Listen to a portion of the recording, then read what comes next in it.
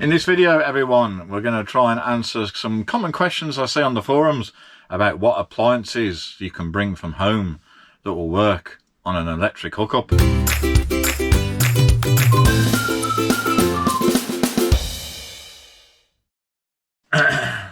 Just warm the computer up.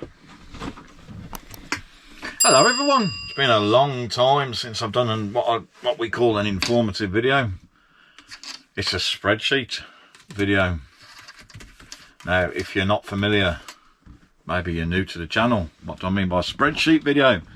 I basically mean I'm going to be using data that I've compiled on a spreadsheet, and that very same spreadsheet is available for you to download for free. You just need to check out the description below the video. Both formats are available, one for Apple computers and one for Google and Windows computers. So if you find this video interesting and you want to see and have your own copy of what I've used, you're welcome to it. It's all part of the service, you understand. So before we crack on with this video, I just want to say a huge thanks to all of our current subscribers that we have on the channel. At the time of filming, it's over 8,000 and it's growing nicely. If I could just mention something about that word subscribing, however, because I'm not personally a fan of it. I wish YouTube wouldn't call our subscribers. I wish they'd call them more like you get on Facebook, followers. Because the word subscribe, certainly in the UK at least, always makes me think of something where you're ultimately going to have to pay money to access it. That you couldn't be further from the truth. Watching YouTube videos are absolutely free.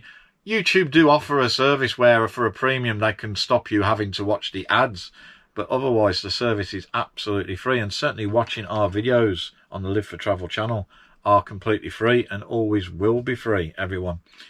Now, just out of interest, or it might be of interest to you, the average YouTube channel typically has between 10 to 20% of their viewers being subscribed to the channel. So in other words, you've got between 80 and 90% of the viewers that are not subscribed. Now, of course, some viewers will only dip in and out. Maybe they'll just watch one video that was useful, or hopefully useful to them, and they'll leave it at that, and that's absolutely fine.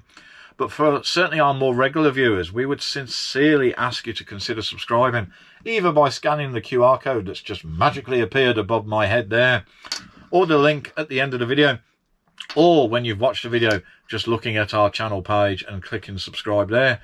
Clicking subscribe is completely free.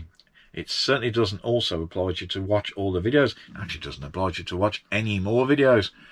But of course, we would hope you would watch at least some of our videos. But the reality is, hitting that subscribe button is just so very important, and it would be really cool for us as a channel to get that subscriber buy-in to grow from its 20% currently to at least, say, 25-30%. That 25-30% may not sound a lot, but in YouTube land it is huge and just would make a massive difference for the channel. Thank you very much for listening to that little section. Now, of course, I don't have much hair, and therefore I don't really have much use for a hairdryer. But I have read so many times in forums, everybody, can you use a hairdryer on an electric hookup when you're on campsite? Now, of course, just to state the obvious for most, but if you're new to this, maybe you've not even bought your first campervan or motorhome yet, it's just worth mentioning that, of course, when we talk about electric hookup, we mean the 3-pin sockets for the 3-pin plug that you would use at home. Now, of course, the 3-pin sockets in your van will only work if you're actually connected to a campsite electric hookup, or maybe you're connected at home. But either way, you need to be connected to an electrical supply. So the items that we're talking about today, we're not going to be using off the leisure battery. These are items that are plugged into that 3-pin socket. Anyway, I think my hair's dry now, don't you? So we're going to crack straight on. Now, on this spreadsheet, I have put some useful links, as always, or I hope they're useful links, everyone, at the bottom that you can peruse at your leisure. Just click on the links. You'll see where I've got much of the information from for this video. Before we start, it's probably prudent to say, how do you calculate the amount of power that you're using in amps? Bearing in mind, of course, that campsites usually just quote what amps they have available. Some may be 10 amps, some may be 13 amps, some may be 16 amps. There might be some with less than 10 amps. Anyway, how do we arrive at calculating what wattage is creating what amps? Well, you'll see I'll put a calculation there that simply says I, current in amps, is equal to power, P, divided by the electric potential in volts, V. Now in the UK at least, the volts, well, some people quote them slightly differently. Some quote them as 230 volts, which is what we're using today. Some 240, some maybe even 250. But the numbers that you'll see on the spreadsheet, whilst they might vary slightly, you'll get the gist of what we're trying to achieve here, I think, everyone. And hopefully it will be very useful to you. I'm going to start straight at the top. Now, some of these items, of course, you can bring them from home. Although I'm not suggesting that you bring certain things from home. You know what I'm saying. But of course, some of these items have their, how can I say, camper-friendly equivalents. Those camper-friendly equivalents are actually in our storefront shop, a link to which, our Amazon storefront shop, should I say, a link to which is below this video in the description. If you do choose to have a look at our storefront shop, of course, it is only your own Amazon that you are using. But we do get a little commission if you actually go ahead and purchase it. But there's no extra cost to yourselves. And of course, we're very grateful for that commission. Anyway, let's crack on. So we're going to start with an obvious one, the kettle. Well, there's the example I've got on the spreadsheet now, everyone. A typical kettle could be 2,500 watts. Now, what does 2,500 watts equate to? That in itself is 10.9 amps. So, of course, for some campsites, well, that just wouldn't work even if you wasn't using anything else.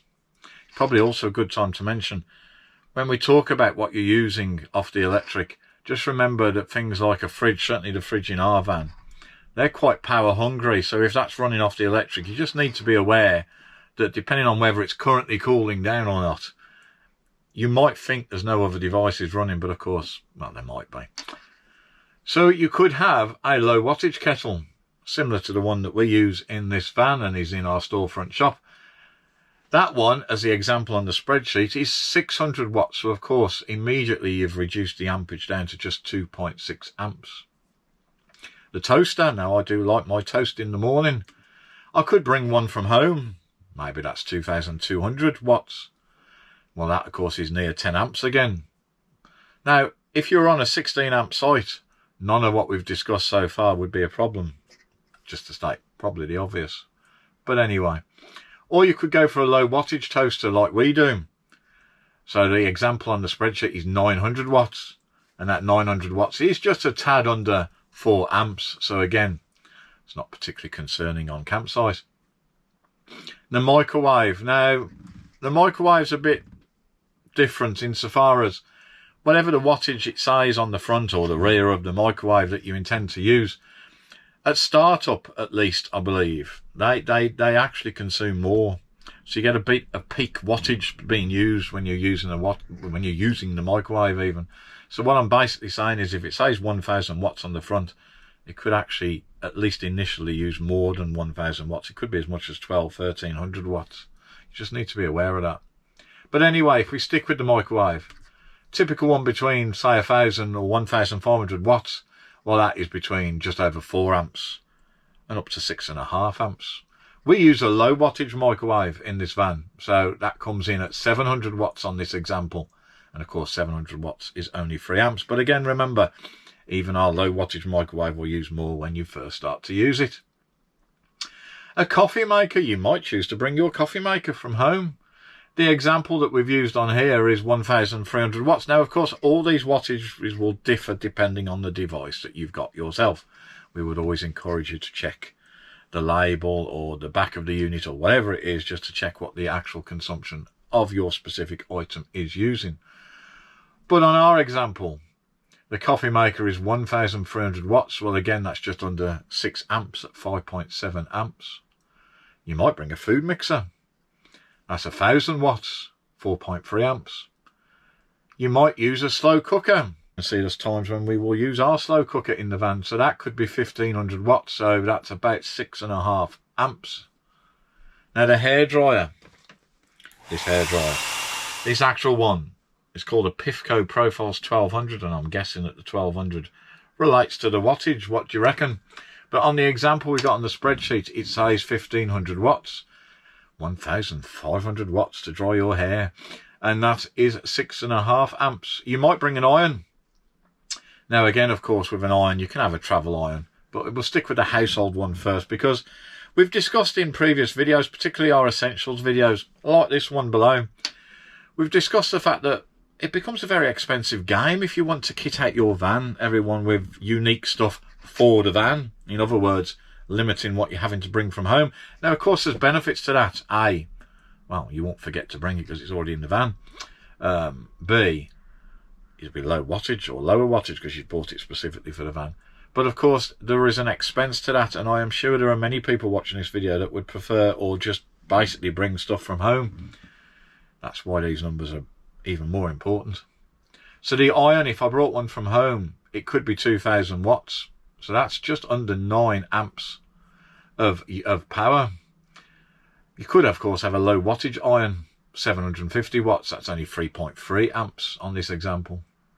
Now heaters. Now, of course, most of our vans have heaters, whether it be diesel powered, electric, gas, or a combination of at least electric and gas. But sometimes you just might want a little low-level heat. Now, we use a oil-filled heater. Again, it's in the Amazon storefront. We like that because it just gives that sort of ambient heat that just enough to chill off the van. And also, once it goes off, there's still heat coming because, of course, the heat's coming from the oil-filled elements or the oil-filled parts of the radiator.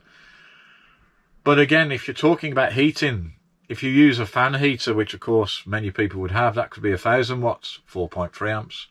Or the oil-filled one that I've just said in the example, 650 watts, so 2.8 amps. 2.8 amps is not too bad, is it? Now, of course, in the heat, unless you're lucky enough to have built-in aircon in the habitation area of your van, we do not, unfortunately. A fan, well, the example we've got here doesn't use much power at all. 35 watts is not exciting when it comes to amps, everyone. It comes in at 0.15 amps. I don't think we need to worry about that one.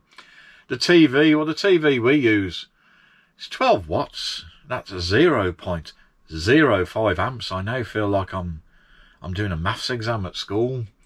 Very small numbers. Hair straighteners.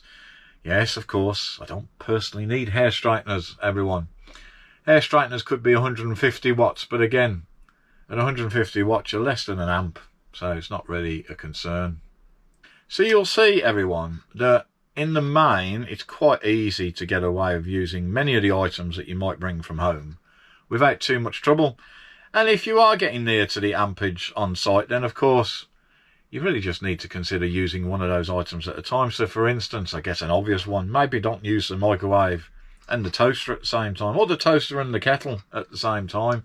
You get what I'm saying. But in general, I'm hoping that the numbers that are quoted on this spreadsheet for you are just really helpful and give you some confidence that you can use the items that you may already have or you're intending to purchase. Now, you'll also notice across the top of the spreadsheet that I've split out 3 different sort of relatively popular campsite ampages. Is that a word? It's a word now, whichever. So I've given you what it means in 5 amps, 10 amps and 16 amps. And the numbers underneath are quoted in watts. So it makes it very easy, I hope, for you just to look across the spreadsheet and go, oh, how much will that food mixer use? Well, it's 1000 watts, but on a 5 amp site, it's roughly 1100 watts that you've got available. You see where I'm coming from, hopefully. And nearer the bottom of the spreadsheet, you'll see highlighted in blue a power table that just gives the breakdown again in amps with the volts and the conversion that gives you how much power, but this time we've done it conveniently in kilowatts rather than watts themselves. That's a lot of amps, kilowatts and watts, everyone, on that video. Now, if you think there's been an error or an omission, or maybe there's an item that you use that I haven't listed on here, well, of course, this is a general guide. And I'm human, believe it or not, so there might be an error that's crept in, but we do work hard to try and ensure that no errors have crept in on this spreadsheet. If you can think, however, of any other items that could have been on this video, put it in the comments below, because at the end of the day, that helps me out and it helps all of our viewers that read the comments. If, of course, I have made an error or an omission on this spreadsheet, well, again, please let me know in the comments. You can also drop me an email. A link to my email address is always in the description below all of our videos, everyone. I think that's it for using items that run off electric, that are basically plugged into your 3-pin socket in your campervan or motorhome. We genuinely hope you found it informative, everyone. If you did, can I ask you to consider hitting that like button? Hitting that like button tells YouTube algorithms it was a good video and more people should watch it. Helps grow the channel as well. If you're not subscribed to the channel, as I said earlier in the video, I'll do that bit again.